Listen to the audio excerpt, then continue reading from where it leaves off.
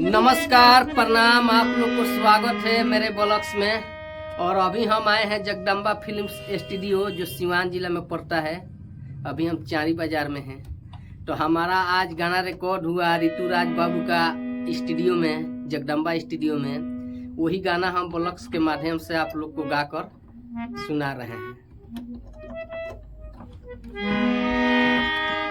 या सारा लगा के हम आइल बानी, या सारा लगा के हम आइल बानी बाबा रउआ धामवा में।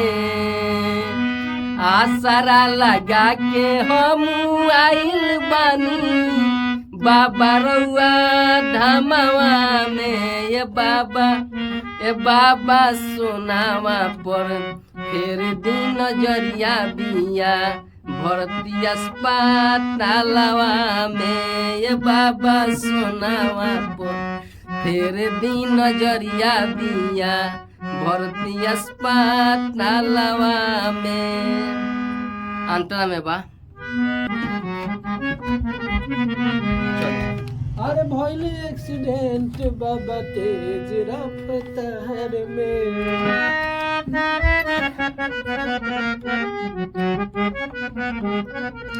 अरे भइल एक्सीडेंट बाबा तेज रफ्तार में।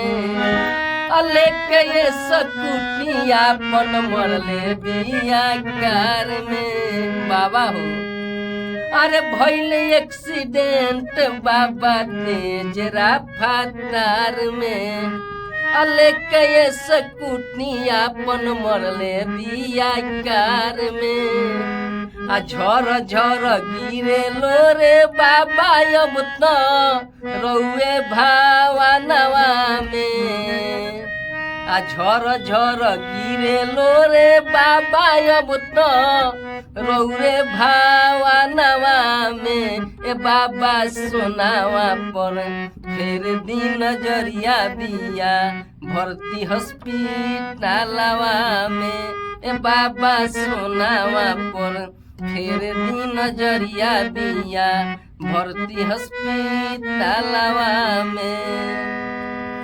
अंतरा में बा दूसर का अंतरा भैया। बाबा से लड़का कहता है बाबा हमार सोना ना जी हम तो हम का करें। अरे ऊ नहीं जी तो जी के हम का करब। अरे खाई के जहरिया बाबा हम अब तो मरब।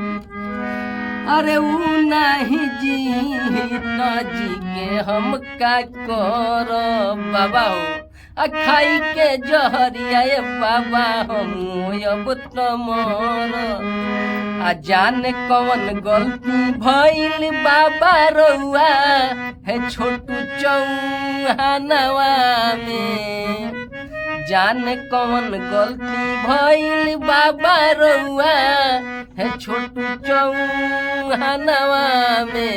ए बाबा सोनावा पर फिर दिन नजरिया बिया भर्ती अस्पतालवा में। ये बाबा सोनावा पर फिर दिन नजरिया बिया भर्ती अस्पतालवा में।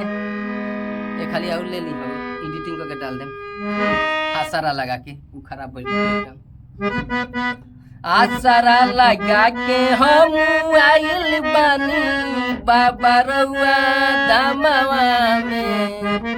आसरा लगा के हम आइल बानी बाबा रउआ धामवा में। ये बाबा सोनावा पर फिर दिन नजरिया बिया भर्ती अस्पतालवा में। ये बाबा सोनावा पर फिर दिन नजरिया बिया भर्ती अस्पतालवा में।